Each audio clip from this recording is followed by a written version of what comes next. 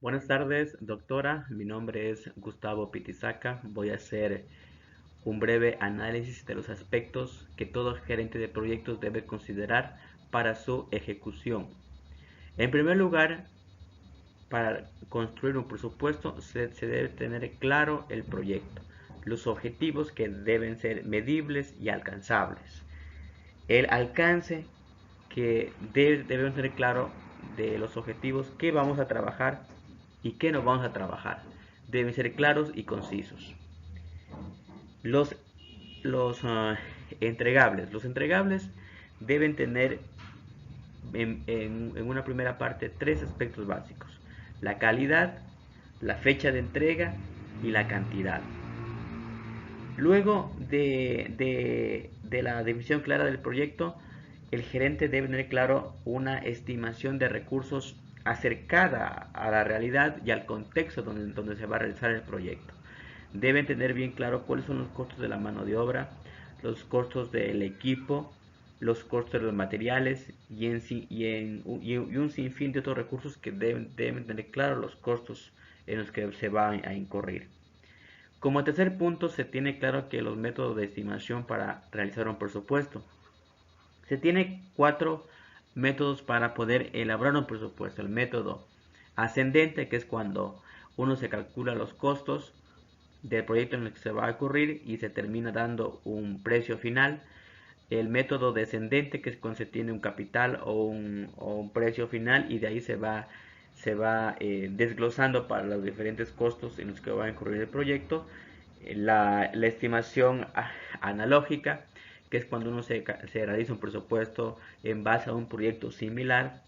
La estimación paramétrica, que es cuando se usa herramientas estadísticas para realizar un presupuesto. También nosotros, los gerentes de empresas o los que están al frente de un proyecto, se debe tener claro que todo proyecto implica un riesgo. ¿Sí? Por el mismo hecho de la teoría neoclásica, que es donde el valor de las cosas nace de la necesidad y de una cantidad limitada de recursos, pues se debe tener claro que todo proyecto implica un riesgo, entonces se debe tener un plan de contingencia para poder hacer frente a esos imprevistos que siempre los va a haber, en especial en países latinoamericanos donde un cambio de un presidente que es de tendencia de derecha o de izquierda, pues puede haber grandes cambios a nivel de estructura, tanto empresarial como estructura legal. Entonces, ahí es cuando el gerente de proyectos debe tener bien claro cómo afrontar esos imprevistos y debe tener una reserva de contingencia. Esas reservas de contingencia deben aparecer en el presupuesto para que el gerente pueda hacer frente a esos imprevistos.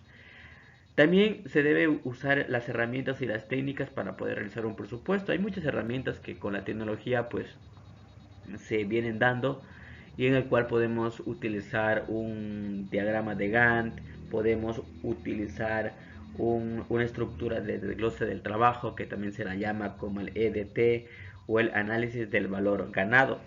¿Sí?